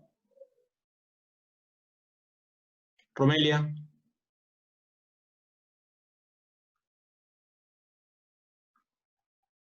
¿Alguna pregunta? María José. No, doctora, quedó todo. Akemi. Todo claro, doctor. Bien. Ay, Bueno. doctor, disculpe, Dime. ¿puede repetir el nombre de...? Usted mencionó un producto que... era un chicle, dijo usted, pero no le entendí bien el nombre y se puede Xilitol. conseguir Xilitol. un chicle xilitol. El chicle debe contener xilitol. ¿Ya? Sí, pero sabes que, o sea, probablemente no hay el chicle en la sociedad, todavía no sé si es que llega a Trujillo, pero puedes utilizar un spray nasal que se llama Silisol. El Silisol es el agua con sal más xilitol. El xilitol funciona como un antibacteriano. ¿Sí? El Silisol actúa bien limpiando la fosa nasal y el xilitol se emplea bien utilizándolo como antibacteriano. Gracias. Bien, entonces a lo largo de estas semanas hemos ido tratando de mejorar el proceso de enseñanza-aprendizaje, haciéndoles preguntas a ustedes, viendo qué metodología se podría ajustar mejor para que ustedes puedan entender, viendo la forma como hacer las dinámicas, por ejemplo, de los videos. Inicialmente empezamos con el primer grupo haciendo unos videos y en verdad que fueron lindos esos momentos en que pudimos empezar a trabajar. Luego empezamos a incluir, a tratar de meter los videos a TikTok. ¿Recuerdan ustedes? Con un grupo los fastidiamos. Creo que María era tu grupo del TikTok, ¿sí? Y bueno, y finalmente lanzamos el video de su último grupo de compañeros que fue en el YouTube, ¿no? Yo les agradezco a cada uno de ustedes por el trabajo y por la paciencia que han tenido para poder estar conmigo. Yo en verdad trato de dar el mejor esfuerzo para que ustedes puedan salir bastante bien. El grupo de los 20 era el grupo donde creo que estaba, ¿quién estaba ahí? Estaba Ceballos, ¿no? Ceballos me levantaba todos los días indicándome que todo el grupo tenía 20 y me engañaban porque creo que no llegaba ni a 10. Con el último grupo, solamente tuve la dicha de que creo que Fernando me pudo sacar un 20, si no me equivoco. El resto no me llegó a dar esa satisfacción.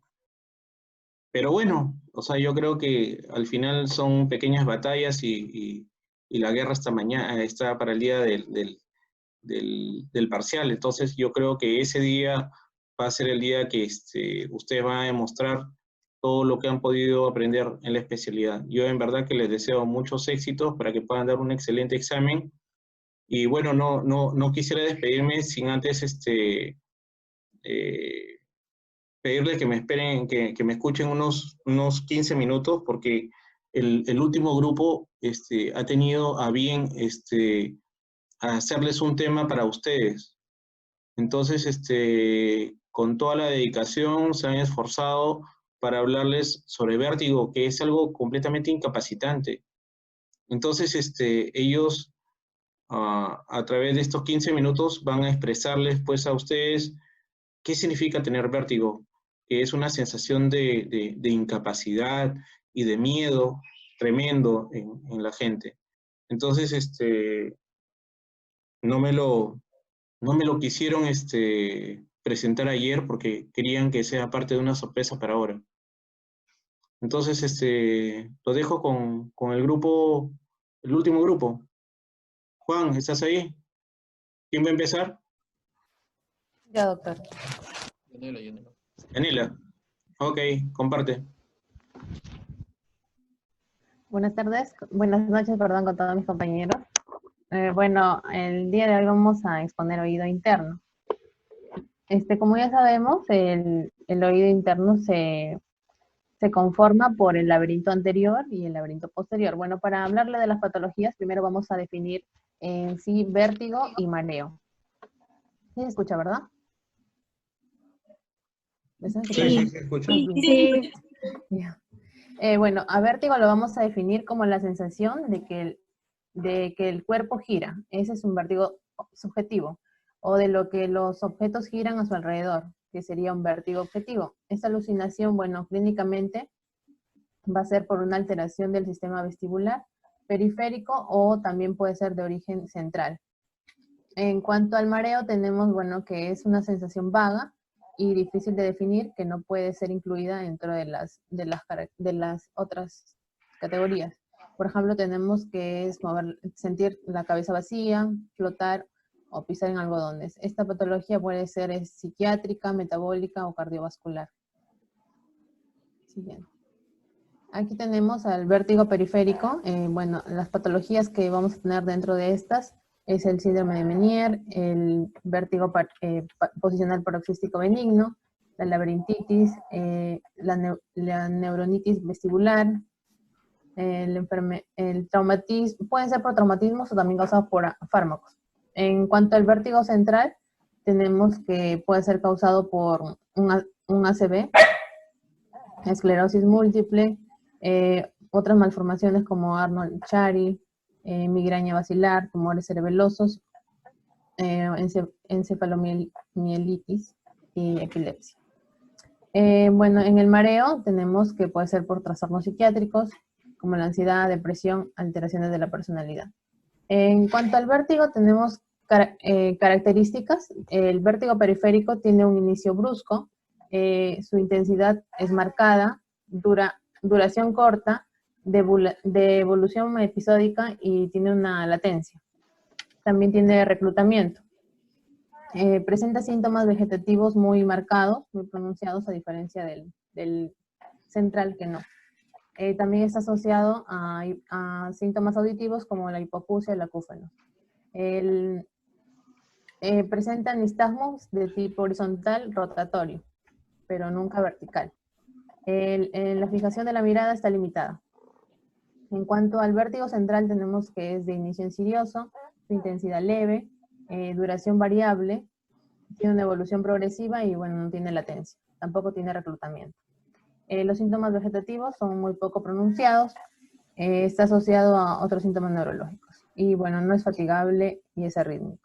El nistagmo de aquí es vertical o puede ser variable. Y, bueno, la fijación de la mirada que es prolongada. Siguiente. Juan. Ya, bueno, continuando con el vértigo posicional paroxístico benigno. Bueno, en cuanto a su definición, es un trastorno otoconial que produce un síndrome vestibular episódico de carácter paroxístico de una breve duración, que generalmente va a ser inferior a 1 minuto. El síndrome se caracteriza por un nistagmo que se desencadena por una estimulación anormal que provocan las otoconias en el conducto semicircular implicado. Suele ocurrir al acostarse, cuando el paciente se gira en la cama o al agachar la cabeza. Clínicamente provoca una percepción de giro de objetos en la mayoría de los casos, aunque algunos pacientes de edad avanzada solo describen inestabilidad con estos cambios de posición. Hay factores de riesgo, pues. ¿Puedes proyectar el siguiente, por favor? Y ya lo cambié. Creo que se demora un poco en pasar. No, había una imagen ahí, pero... No. ¿Esta? No, la anterior. Ya, en factores de riesgo. Ya,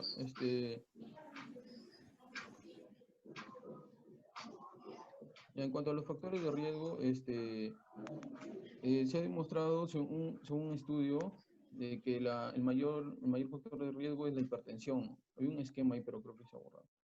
Y bueno, también están asociados, por ejemplo, la diabetes, problemas de dislipidemia, el sexo femenino también es más predisponente, depresión en el último año, enfermedad coronaria, antecedentes de EBC, sobrepeso, antecedentes de traumatismo de cabeza, cirugía de oído medio y enfermedad isquémica vestibular. En cuanto a la etiología, la etiología es idiopática y bueno, también es secundaria y se da por traumatismos cefálicos, por migrañas, por enfermedad de Meniere. Y bueno, también hay otras patologías como la enfermedad desmielinizante, la laberintitis, lipoma del ángulo pontocerebeloso.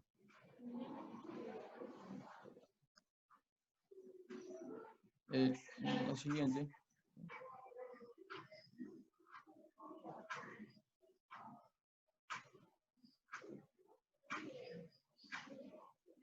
Bueno, la siguiente, ¿tienes otra, la siguiente diapositiva? No, ya la anterior. Ya, en cuanto a la fisiopatología, para empezar va a ser una afectación mecánica, donde, bueno, hay una teoría también, ¿no?, que postula que hay una eliminación de otolitos. Y al haber esta eliminación, hay algunos que van, digámoslo así, por un camino errado. Entonces, al haber escape de estos dendritos otolíticos, bueno, se van a depositar de manera patológica en cualquiera de los conductos semicirculares. En la mayoría de casos se va a dar en el conducto posterior. Ahora, hay dos teorías que se mencionan en varios artículos respecto al mecanismo. Una es la teoría de cupulolitiasis y la otra es de canalolitiasis. En la teoría de canalolitiasis, menciona de que va a haber un desplazamiento de los otolitos por la endolinfa durante los movimientos de cabeza en el eje del conducto por efecto de la gravedad. Y esto va a ocasionar de que arrastren endolinfa de manera patológica, ¿no? En la teoría de la cupulolitiasis, las otoconias, a nivel de otoconias va a haber un desprendimiento, donde va a haber desprendimiento de la mácula, donde se van a depositar en la cúpula del conducto semicircular. Esto va a generar un aumento del peso en la cúpula y va a generar una sensibilidad a la gravedad. También para mencionar de que en las crestas ampulares, que van a estar ubicadas entre la unión de los conductos semicirculares y el vestíbulo, bueno, van a servir como receptores de la orientación espacial y posición de la cabeza en el espacio, ¿no? En ella se va a encontrar las estatoconias dentro de una matriz gelatinosa, ¿no?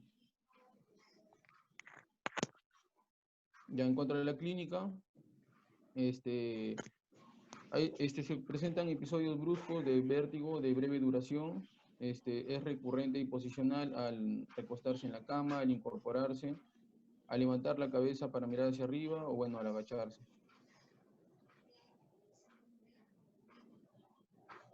En cuanto a la maniobra de Dix-Holpay, se utiliza en la exploración clínica como una maniobra diagnóstica, ¿no?, que consiste en pedirle a la paciente que se siente en la camilla y que gire la cabeza hacia un lado en ángulo de 45 grados y se la va a tumbar rápidamente hacia atrás de tal manera que su cabeza quede colgando.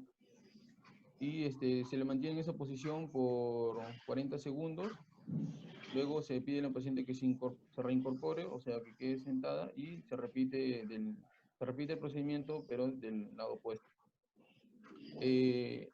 Si la maniobra es positiva, va a haber la presencia de un nistagmo. Este nistagmo puede ser rotatorio, superior, antihorario, que nos indicaría que está afectado el conducto posterior derecho. Puede ser horizontal, nos indica que hay una afectación del conducto lateral. Y si es vertical, que hay una afectación del conducto superior anterior. Siguiente, por favor.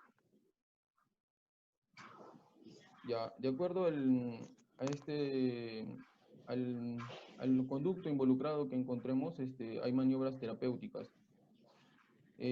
Por ejemplo, está la maniobra de Semo, la maniobra de Epley y también sus variantes. La siguiente. Esta es la maniobra de Epley. Bueno, acá se le pide también a la paciente es parecida a la maniobra de Dix-Colpay, a diferencia que aquí se le va a pedir a la paciente que cuando ya está cuando esté en la camilla, con la cabeza tendida, ¿no? Con la cabeza colgando, perdón, se le pide que gire, ¿no? La cabeza hacia abajo, como se ve en la imagen 3. Y luego se le pide a la paciente que se reincorpore. La siguiente, por favor. En la maniobra de sedimentación también va a ser una variante de la maniobra de Epley. La siguiente. En la maniobra de sedimentación de tipo giratorio, el paciente ya empieza de cúbito dorsal, perdón, de cúbito lateral, y también tiene que tener la cabeza colgando, y va a pasar, ¿no?, a la posición de cúbito dorsal y luego de cúbito lateral. Siguiente. Ya. Siguiente. Bueno, esas maniobras son más que todo reposicionales. Ahora, si bien es cierto, en tratamiento farmacológico no se ha demostrado su beneficio, pero pueden aliviar, por ejemplo, náuseas, ¿no? Persisten durante estos tipos de ataques. Bueno, el tratamiento que se utiliza de apoyo es antihistamínicos, neurolépticos, benzodiazepinas y antieméticos. También es necesario el uso de un collarín blando durante 48 horas posterior a las maniobras de posicionamiento. Bueno, eso es todo.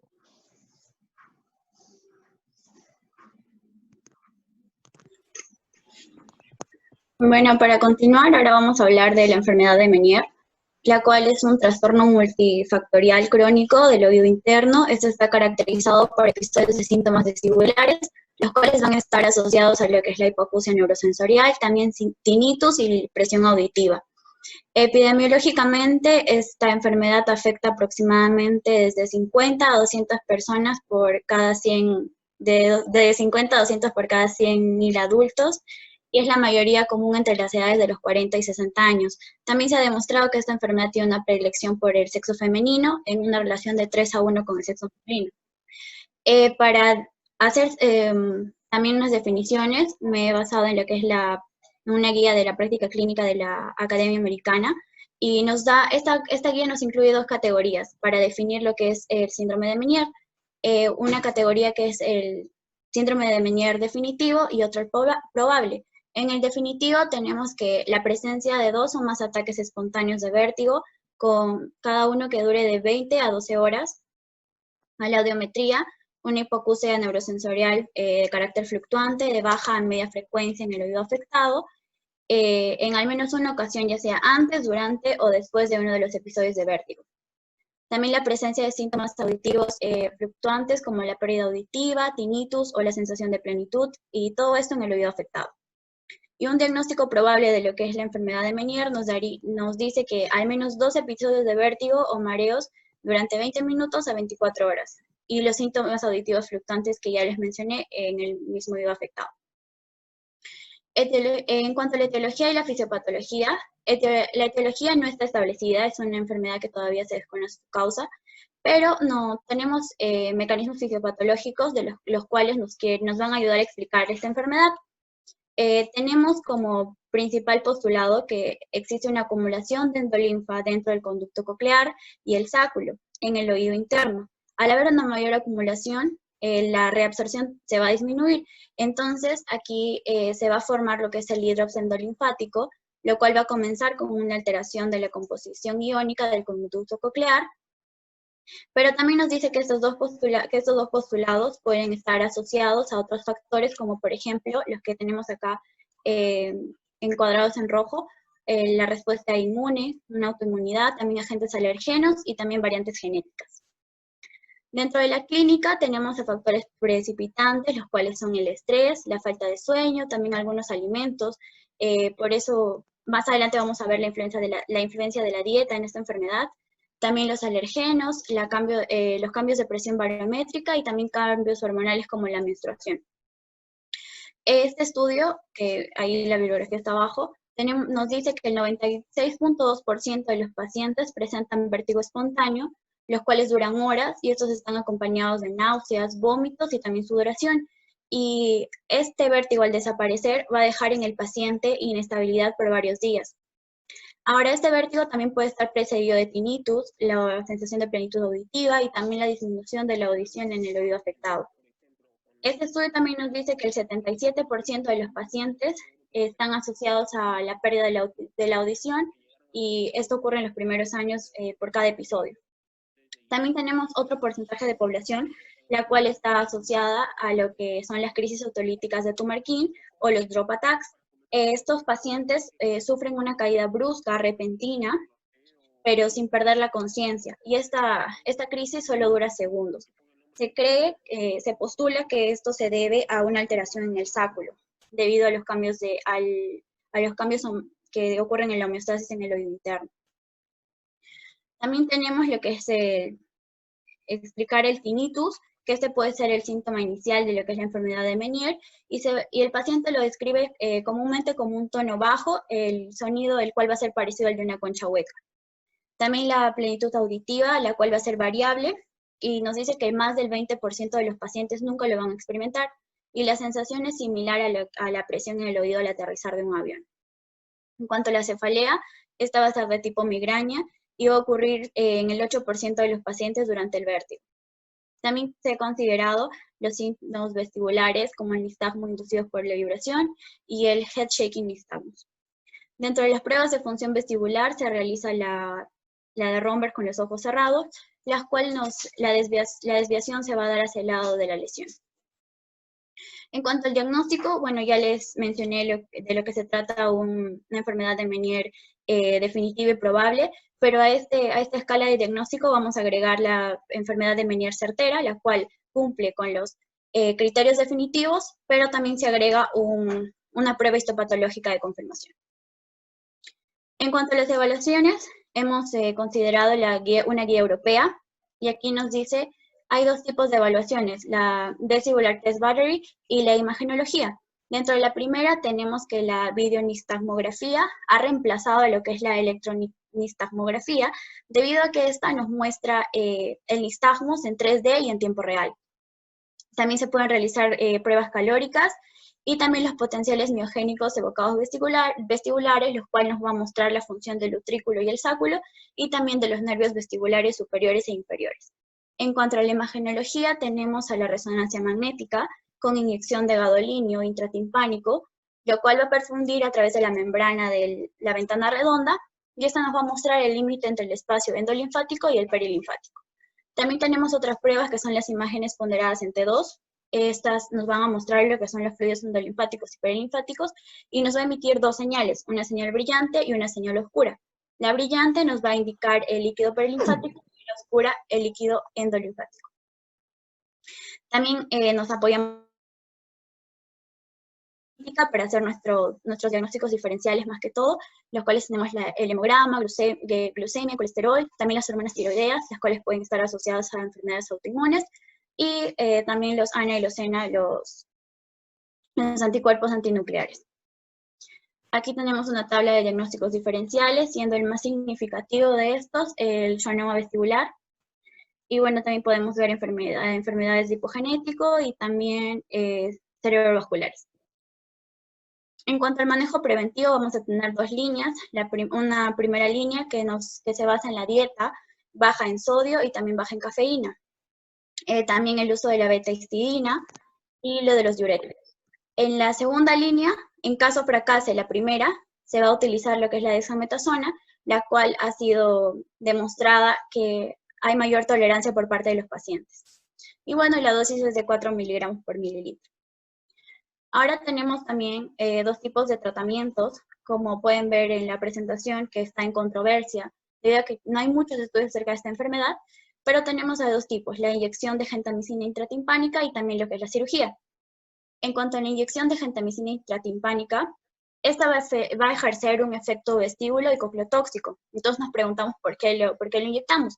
Y la respuesta es de que porque esta inyección va a controlar los vértigos en el paciente. Como ya mencionaron, estos vértigos son incapacitantes. Entonces, al aplicar esto, las crisis disminuyen. Pero para eso también hay que llevar un máximo control de las respuestas fisiológicas a esta gentamicina, pues, ¿no?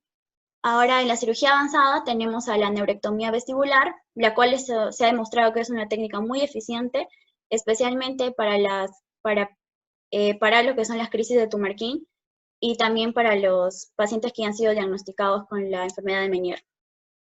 Y también tenemos otro tipo de cirugía, la cual es la berenitectomía. Esta siendo el método más antiguo, pero hoy en día se limita a los pacientes mayores. Y bueno, en esta técnica también se puede asociar a lo que es la implantación coclear, en caso se haya una pérdida auditiva bilateral profunda. Gracias. Bien, a continuación vamos a hablar de los sedantes vestibulares.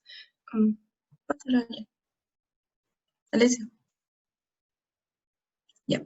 Bueno, estos fármacos se emplean solo en fase aguda y durante periodos cortos, no más de 5 a 7 días, y vamos a ir reduciendo su dosis paulatinamente al ir mejorando su sintomatología.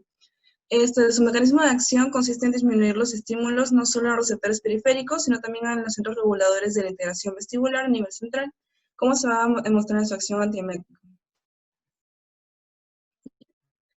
En su clasificación, bueno, tenemos a los antihistamínicos, que van a ser principalmente hacia los receptores H1, tenemos al dimenhidrinato, ciclina, prometacina, ciclina, tenemos a las benzodiazepinas, que si bien no van a tener un efecto directamente sobre el sistema vestibular, pero van a funcionar como ansiolíticos, como el diazepam, el lorazepam, los anticolinérgicos como la escopolamina, neurolépticos como principalmente la sulpirida, antagonistas de calcio y antieméticos como la metoclopramida.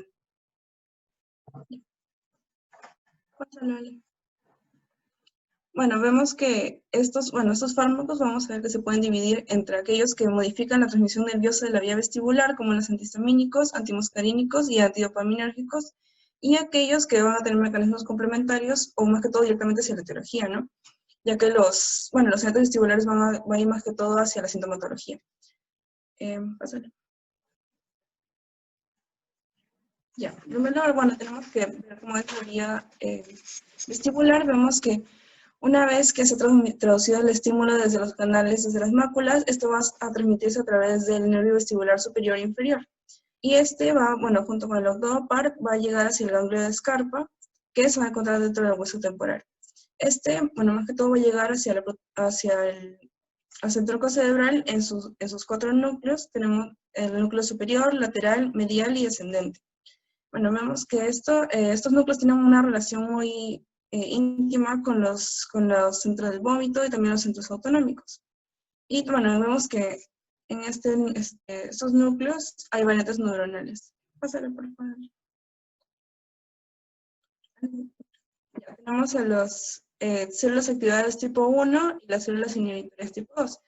Vemos que en este caso, bueno, las células tipo 1 van a recibir influencias excitatorias aferentes vestibulares primarias del mismo lado, que todo los efectos excitatorios sobre las interneuronas GABAérgicas, que son vemos ahí las células tipo 2. Y bueno, vemos que ahí, en este caso, vemos que todo tipo de histamina de los receptores, tanto H1, 2 y H3, se van a encontrar a nivel del núcleo vestibular, posinérgicamente en las neuronas tipo 1 o presinápticamente en las terminales nerviosas histaminérgicas. Por lo que vemos que, bueno, ahí se ve la liberación, en este caso de histamina, que serían las flechas verdes claras, y también de los antagonistas de la histamina en los receptores H1 y H2, que son los verdes oscuros. Bueno, y para esto tenemos que saber cuál es la función de aquellos receptores, ¿no? Bueno, principalmente el H1 vemos que también, además de tener una función periférica, tiene una función a nivel nervioso central. Y bueno, en este caso también puede tener una función a nivel de activación de los nervios eferentes vagales, más que todo para la estimulación de receptores de la tos. Pásale. Ahora acerca de las benzodiazepinas, bueno, estos fármacos, como había mencionado antes, más que todo se usa por su efecto ansiolítico y de sedante, y estos van a actuar a nivel de los receptores GABA, potenciando sus efectos inhibitorios, y bueno, van a inhibir la actividad en reposo de los núcleos vestibulares y pueden reducir asimismo también la actividad del sistema reticular activador, viendo así su efecto sedante, ¿no? Y bueno, como sus efectos colaterales, el principal, el más común es la somnolencia. También podemos encontrar fatiga, resequedad de boca, debilidad muscular y reacciones alérgicas. Se utiliza más que todo el diazepam en dosis bajas para sus efectos ansiolíticos y también el lorazepam. Ahora, en la betahistina, vemos que este es un medicamento que se ha utilizado más que todo en todo el mundo para el tratamiento del vértigo periférico y es un análogo de la histamina. Este es un agonista débil de los receptores H1 y también tiene una acción antagonista de los receptores H3, y que es lo que va a las arteriolas y los capilares y vénulas, va a generar una vasodilatación, lo cual va a aumentar esta microcirculación del laberinto y reducir esta presión endolinfática.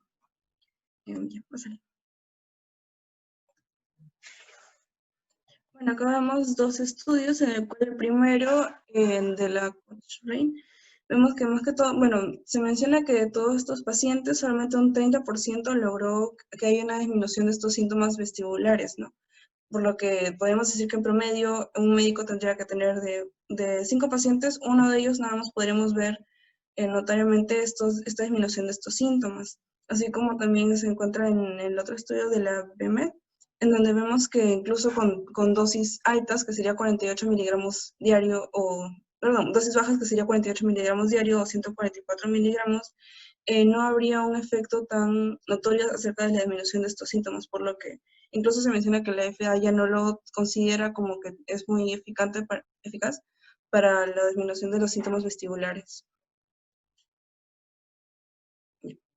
Y bueno, en su mecanismo de acción vemos que a nivel del sistema nervioso central es un agonista inmerso de los receptores H3, causando rebalance de los núcleos vestibulares y también la excitación cerebral, así como también a nivel del árbol vascular va a ser un agonista de los receptores H1, aumentando el flujo así del coclear, y a nivel del laberinto perilinfático va a ser un agonista inverso de los receptores H3 y también un antagonista de los receptores H4, disminuyendo la entrada vestibular, causando así más que todo un aumento de la recuperación funcional de los pacientes. Bueno, en su dosis se recomienda una dosis más que todo de 48 miligramos diarios. Iniciamos con una dosis de 8 miligramos 3 veces al día. De mantenimiento tenemos, dependiendo de los síntomas, siendo mínima, bueno, 8 miligramos 3 veces al día, en total 24 miligramos, y una dosis máxima de 48 miligramos al día, que tendría que ser 16 miligramos 3 veces al día. Y como efectos, bueno, tenemos efectos como náuseas, dispepsia, cefalea, vómitos, dolor gastrointestinal, distensión, hinchazón abdominal, anafilaxia y hipersensibilidad. Ahora, sobre sus efectos en gestantes, bueno, se ha hecho un estudio en donde encontramos que de 24 pacientes, 3 de ellos han tenido malformaciones. Por ejemplo, tenemos la malrotación intestinal y 2 de ellos con agujero oval permeable. Pero en el momento en el que se les expuso a estos pacientes a la betahistina, justo coincidía, ¿no?, con el periodo donde se estaba desarrollando estos órganos. Sin embargo, también en otros estudios se encontró que, por ejemplo, la semana 15 de gestación del primer trimestre, también se les expuso, pero no se encontraron malformaciones en los fetos, por lo que no se ha concluido que sea teratogénica, pero aún así no es recomendable dárselo a gestantes, a menos que sea necesario. Bueno, en el caso de diabetes se encontró un estudio más que todo en la influencia en la glicemia y en pacientes obesos, que en aquellos pacientes los cuales también se dio con ejercicio físico y una dieta rigurosa, que hubo una disminución de la hemoglobina glicosilada y también disminución de la glucosa en ayunas, así como también podía estimular la disminución de la pérdida de peso. Por lo que, bueno, vemos que la beta-histina contribuye a la regulación de glucosa, que va a conducir a un buen control glucémico a través de su acción histaminérgica, ¿no? Bueno, en el caso de cardiopatía, vemos que en pacientes a los cuales está contraindicado en pacientes con feocromocitoma, ya que esta puede, al estimular los receptores histaminérgicos, vamos a ver que puede estimular la formación de catecolaminas y esto va a causar una hipertensión secundaria, así como también en las cardiomiopatías puede causar un infarto agudo de miocardio, un mayor riesgo a esto. Ahora acerca del dimenhidrinato o Gravol, vemos que esto es un antihistamínico de primera generación o clásico, y es una etanolamina, es decir, tiene un anillo aromático, lo cual le va a dar la característica de ser lipofílico, y esta característica va a permitir que atraviese la barrera hematoencefálica. Por eso es que los de primera generación van a actuar más que todo a nivel central, y los de segunda generación van a actuar a nivel periférico, ¿no? Bueno, estos van a tener una inhibición directa de los receptores H1, va a ser un antagonista, es decir, se va a unir al receptor, pero no lo va a activar, por eso es un antagonista competitivo de la histamina. Y bueno, secundariamente va a tener un efecto indirecto en el sistema vestibular, ya que va a disminuir la estimulación del centro del vómito, y además se menciona que puede tener un efecto muscarínico, ya que va a inhibir el receptor muscarínico para ver la respuesta emética, ¿no? En sus efectos colaterales vemos que puede causar somnolencia, sedación, y en focos frecuentes visión borrosa, cefalea, insomnio, inquietud, confusión, molestias gastrointestinales, resequedad de la boca, dificultad para orinar, erupción cutánea y fotosensibilidad.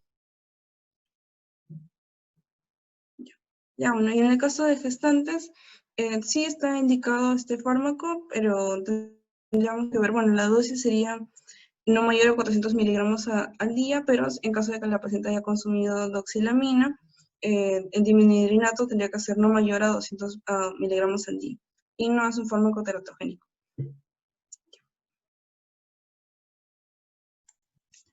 Culminando la neuritis vestibular. Pásale.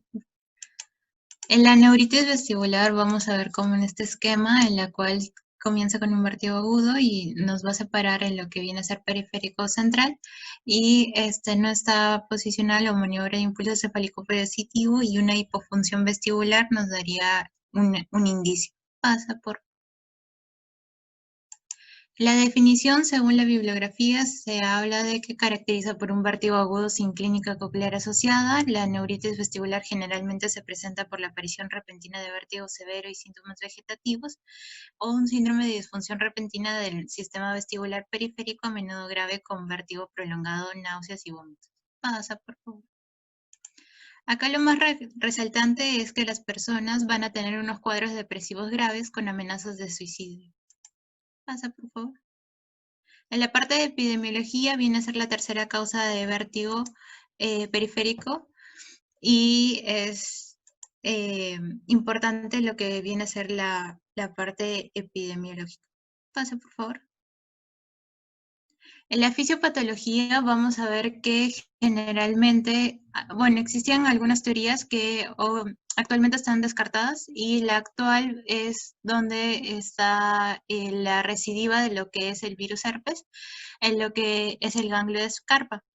Debido a un proceso de reactivación, vamos a ver que se va a afectar el nervio vestibular superior, dando un compromiso a los canales semicirculares, tanto anteriores, como pueden ver en la imagen derecha, y los horizontales y el utrículo, en la cual los canales semicirculares anteriores y horizontales van a cambiar y van a dar un problema en la percepción de aceleración angular y movimientos rotatorios, y el utrículo, en la cual es una percepción de la aceleración lineal y horizontal. Pasa, por favor. En los síntomas, el vértigo dura entre aproximadamente horas o días, náuseas, vómitos, problemas del equilibrio y un nistagmo horizontal de fase rápida, que es siempre se va a ir hacia el lado afectado. Y este nistagmo puede desaparecer aproximadamente entre 12 a 36 horas y los síntomas empeoran con el movimiento de la cabeza, pero no es un factor desencadenante. Pasa, por favor. Entre el examen se puede hacer las pruebas calóricas, las cuales estimulan los canales semicirculares, como ya vimos anteriormente, van a estar afectados. También el HINT, en la cual se impulsa la cabeza positivo, va a haber nistagmo, y el test de Sweat, en la cual va... bueno, estos dos links son para unos videos que más o menos nos podrían orientar. Y los exámenes auxiliares van a ser de laboratorio, que es el electronistagmografía, audiograma normal y el estudio de imagen, en lo que puede ser los resultados normales. Pasa, por favor. En el tratamiento, las crisis van a ser mediante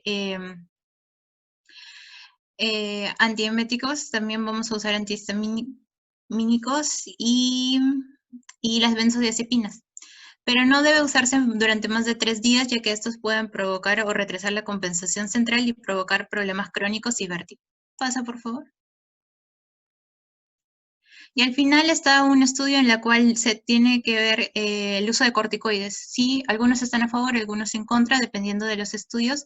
No han llegado en realidad a un consenso, entonces está en discusión actualmente. Y eso sería todo.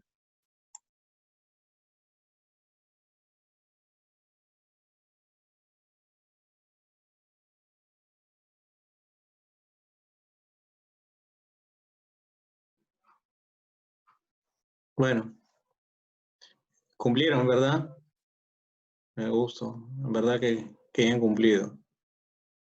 Ya pues chicos, ¿para cuándo es el parcial? Mañana, doctor, a las 6 de la tarde. 6 de la tarde. Mañana a 6 de la tarde. Sería bueno de que ustedes puedan reunirse. Espérate.